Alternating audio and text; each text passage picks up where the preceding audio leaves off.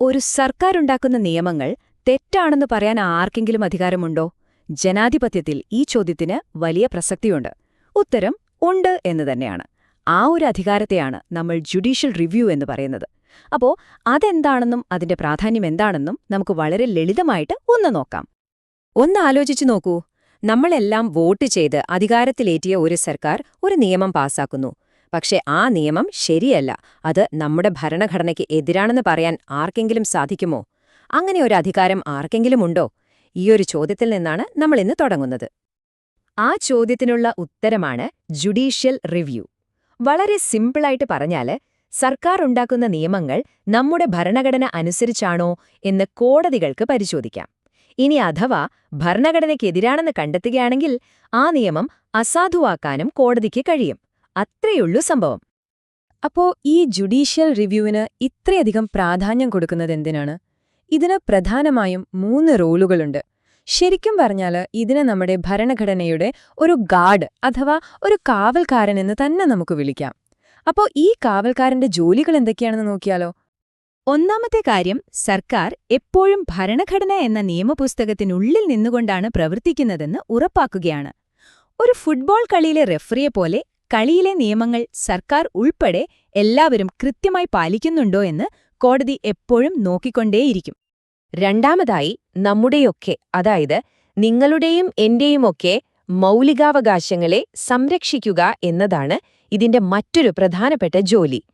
സർക്കാരുണ്ടാക്കുന്ന ഒരു നിയമം നിങ്ങളുടെ അവകാശങ്ങളെ ഇല്ലാതാക്കുന്നുണ്ടെന്ന് തോന്നിയാൽ നിങ്ങൾക്ക് കോടതിയെ സമീപിക്കാം. കോടതി അതിൽ തീർച്ചയായും ഇടപെടും. ഇത് നമുക്ക് കിട്ടുന്ന ഏറ്റവും വലിയൊരു ഉറപ്പാണല്ലേ? മൂന്നാമത്തേത്, അധികാരം ആരും ദുരുപയോഗം ചെയ്യാതിരിക്കാൻ ഇത് സഹായിക്കും. അതായത് സർക്കാരിന് തോന്നിയ പോലെ നിയമങ്ങളുണ്ടാക്കാനോ തീരുമാനങ്ങളെടുക്കാനോ കഴിയില്ല. എല്ലാവർക്കും ഒരു നിയന്ത്രണം വേണമല്ലോ, അല്ലേ? അതിനെയാണ് നമ്മൾ ചെക്സ് ആൻഡ് ബാലൻസസ് എന്ന് പറയുന്നത്.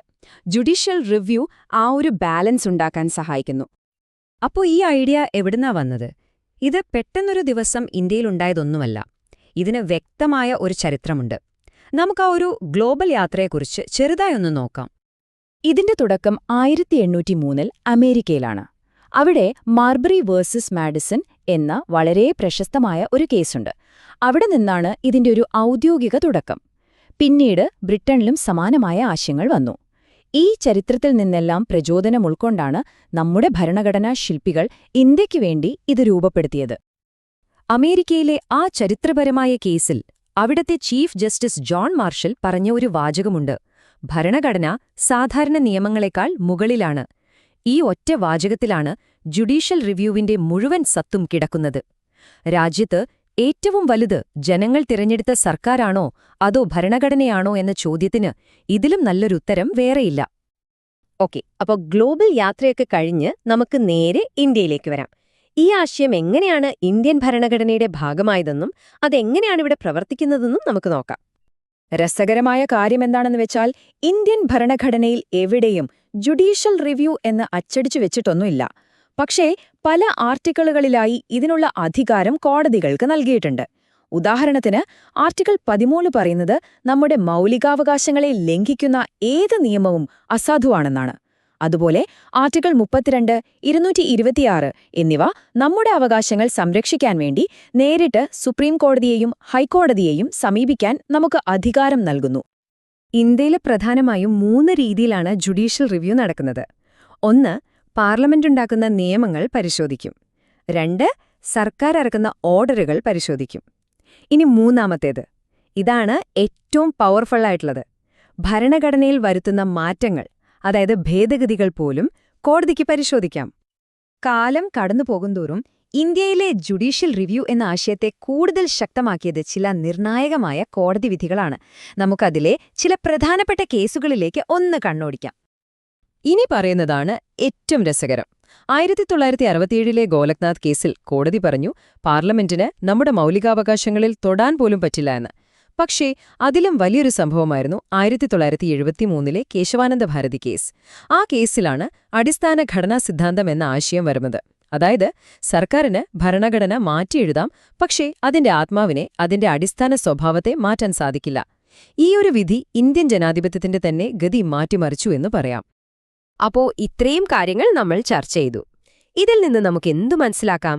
ഒരു ജനാധിപത്യ രാജ്യത്ത് ജുഡീഷ്യൽ റിവ്യൂവിന്റെ യഥാർത്ഥ പ്രാധാന്യം എന്താണ്? ഇതിന്റെ പ്രാധാന്യം നമുക്ക് ഈ 4 കാര്യങ്ങളായി ചുരുക്കാം. 1. രാജ്യത്തെ ഭരണഘടനയാണ് ഏറ്റവും വലുതെന്ന് ഇത് ഉറപ്പാക്കുന്നു. 2. ഇത് നമ്മുടെയെല്ലാം അവകാശങ്ങളെ സംരക്ഷിക്കുന്നു. 3. അധികാരം ആരും ദുരുപയോഗം ചെയ്യാതെ നോക്കുന്നു. 4. സർക്കാരിന്റെ നിയമനിർമ്മാണം, കാര്യനിർവഹണം, നീതിന്യായം തുടങ്ങിയ വിവിധ ഭാഗങ്ങൾക്കിടയിൽ ഒരു ബാലൻസ് നിലനിർത്തുന്നു. അപ്പോ ഇതിലെ ഏറ്റവും നിർണായകമായ പോയിന്റ് ഇതാണ്: ജുഡീഷ്യൽ റിവ്യൂ എന്നത് വെറുമൊരു നിയമപരമായ ആശയം മാത്രമല്ല, അത് നിയമത്തിനു മുന്നിൽ എല്ലാവരും തുല്യരാണെന്ന് ഉറപ്പിക്കുന്ന ഒരു ജനാധിപത്യത്തിന്റെ തന്നെ ആണിക്കല്ലാണ്. പോകുന്നതിനു മുൻപ് ഒരു ചോദ്യം മാത്രം. ജുഡീഷ്യൽ റിവ്യൂ എന്നത് ജനാധിപത്യത്തെ സംരക്ഷിക്കുന്ന ഒരു കവചം തന്നെയാണോ? അതോ ജനങ്ങൾ തെരഞ്ഞെടുത്ത ഒരു സർക്കാരിന്റെ തീരുമാനങ്ങളെ തിരുത്തുന്നതിലൂടെ അത് ചിലപ്പോഴെങ്കിലും ജനഹിതത്തിന് എതിരാകുന്നുണ്ടോ? ഇതിനെക്കുറിച്ചൊന്ന് ചിന്തിച്ചു നോക്കൂ. അടുത്ത തവണ കാണാം. നന്ദി.